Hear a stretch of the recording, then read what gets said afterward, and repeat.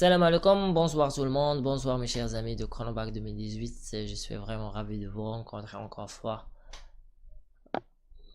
Après la vidéo précédente qu'on a déjà expliqué un texte théâtral et le langage du théâtre, voici donc la tragédie, une nouvelle rencontre. Alors je me présente, je suis Youssef Delal de Chronoback 2018 sur YouTube et sur Facebook et je vous remercie pour le partage de vidéos et aussi de votre confiance de Chronoback 2018 sur Facebook. Cela me fait chaud au cœur. Alors, pour ne pas perdre du temps, on va commencer. C'est quoi la tragédie? C'est quoi la fatalité?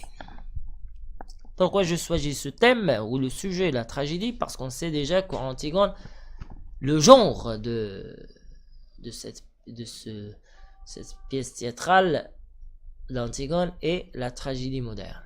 Pourquoi pas?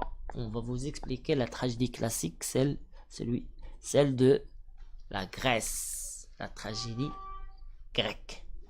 La tragédie est née en Grèce.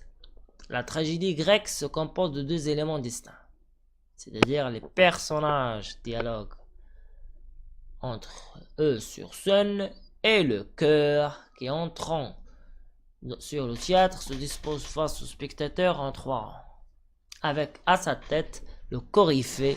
Il commence soit l'action se déroulant sur scène, etc. Alors, la tragédie grecque est constituée de plusieurs parties. La première partie, c'est le prologue.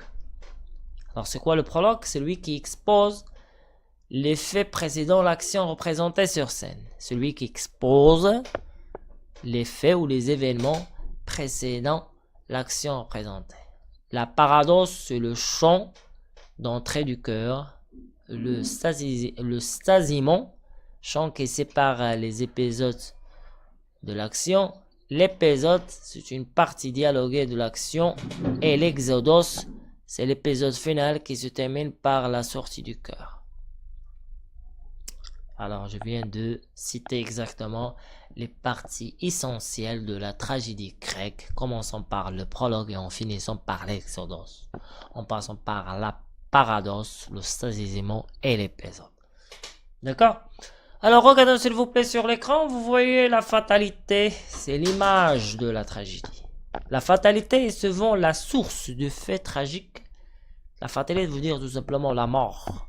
La fatalité est souvent la source de faits tragiques. Il n'y a pas de tragique sans fatalité et sans lutte désespérée contre celle-ci. Elle tire ce sujet de la légende, du mythe, de l'histoire religieuse, etc. Leur caractère extraordinairement est dû à l'imminence de personnages capables d'actions exceptionnelles et sanglantes, mettant en jeu de grands intérêts, à la violence des événements qui souvent dépassent l'homme, par exemple fatalité des familles, raisons d'état, etc.